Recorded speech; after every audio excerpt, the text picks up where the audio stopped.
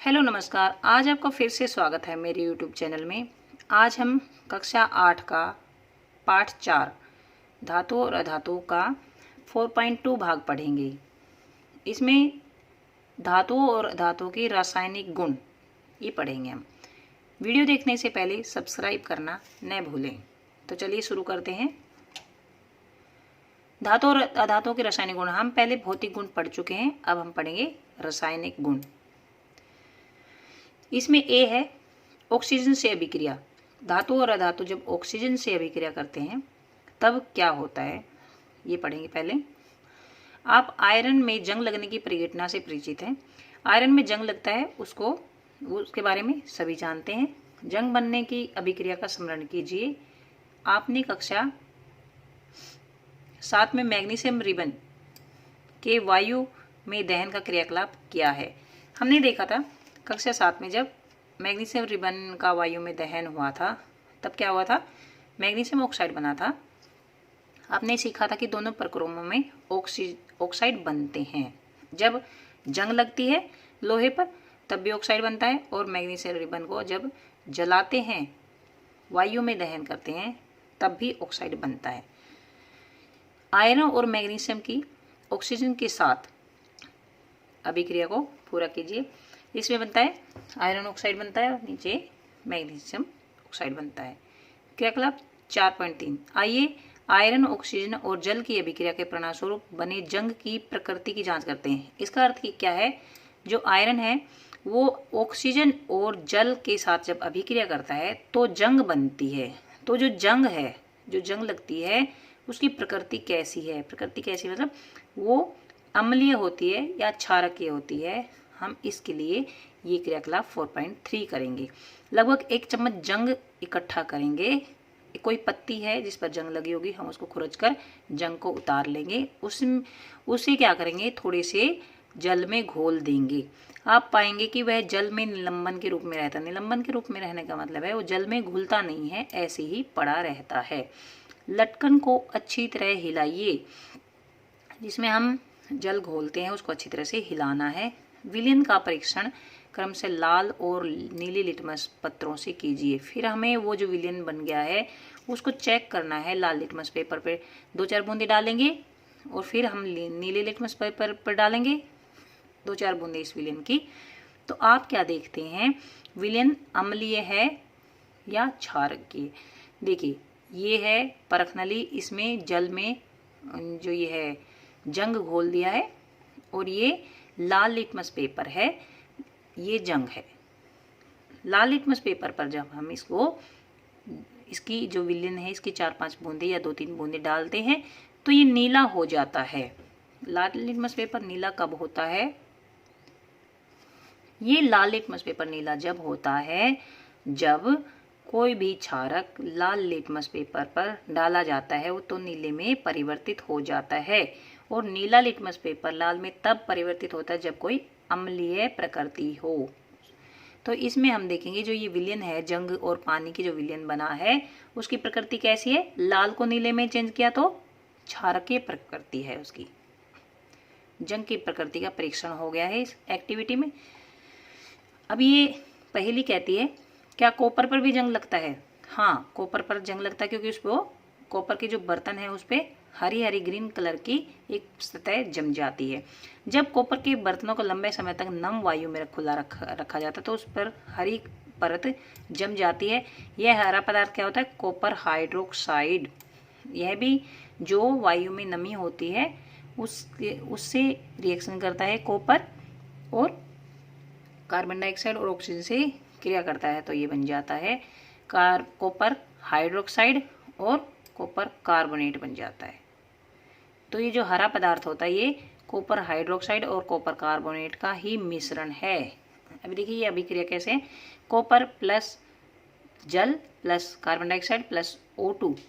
ये carbon dioxide और जो जल का मिश्रण है ये नम वायु है, इनकी क्रिया होगी तो ये बन जाएगा कॉपर हाइड्रोक्साइड और कॉपर कार्बोनेट। इसके कारण जो ग्रीन ग्रीन परत होती है तांबे के जो बर्तनों पे या तांबे की वस्तुओं पे, तो कॉपर हाइड्रोक्साइड और कॉपर कार्बोनेट बनने के कारण होती है। अब मैग्नीशियम रिबन के दहन के क्रियाकलाप का स्मरण कीजिए।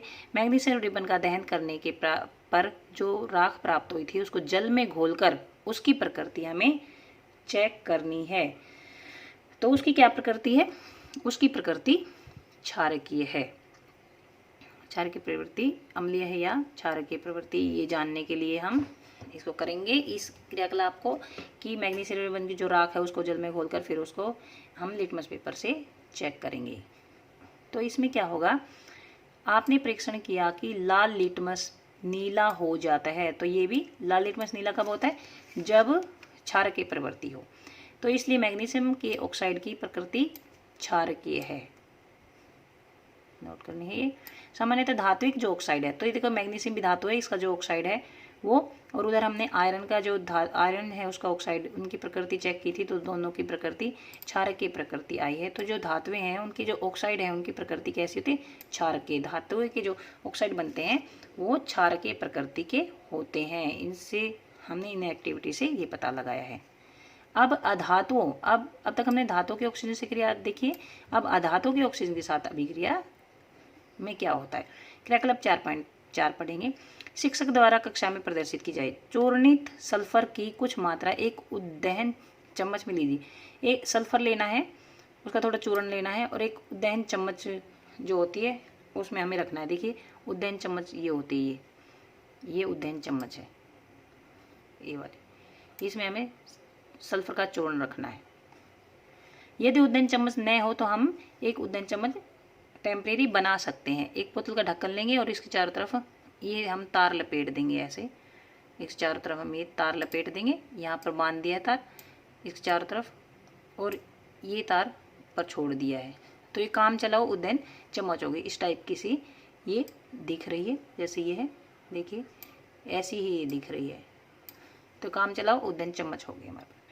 अब है इसके चारों ओर एक धातु का तार लपेट दिए और ये दिखाया गया जैसे ही सल्फर जलना प्रारंभ हो, तो देखिए जो सल्फर है वो जलना प्रारंभ होने लगेगा। जैसे उद्दहन चम्मच में हम डालेंगे, तो जैसे ही सल्फर जलना आरंभ हो तो चम्मच को एक गैस जार या गिलास में ले जाइए।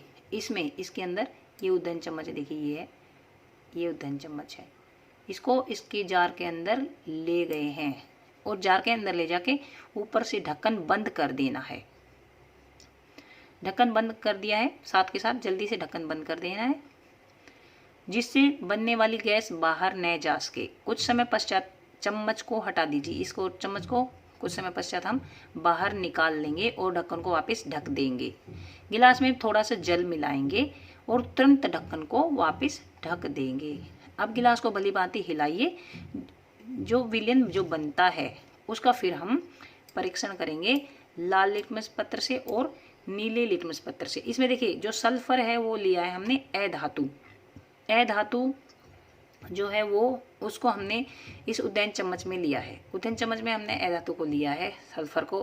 तो जो वातावरण में जो ऑक्सीजन है उसके साथ वो अपने आप ही क्रिया कर गया है, और इससे क्या हुआ है, इसको फिर हमने इस गिलास में डाल दिया है और जो एक गैस बनी है, फिर हम क्या करेंगे, उसके ऊपर ढक्कन ढक देते हैं और इस चम्मच को बाहर निकाल लेते हैं।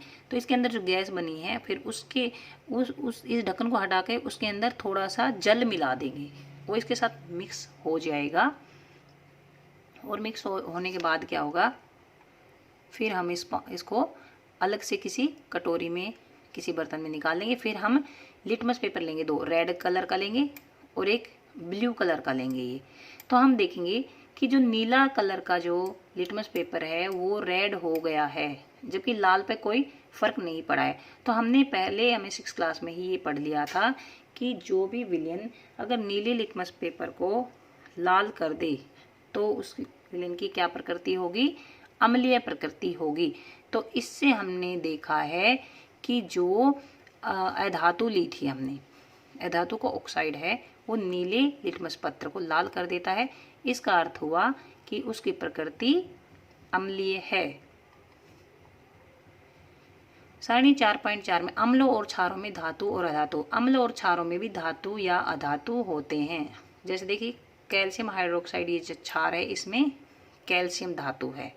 सल्फ्यूरिक अम्ल है, इसमें सल्फर अधातु है। ऐसे ही जैसे सोडियम हाइड्रोक्साइड लेंगे तो उसमें सोडियम धातु होगी। इसमें जैसे दूसरा अम्ल, कोई भी अम्ल लेते हैं तो इसमें अधातु है। तो ऐसे हमें ये 5 ये भरने हैं, हमें 5 कॉलम जो है ये भरने हैं।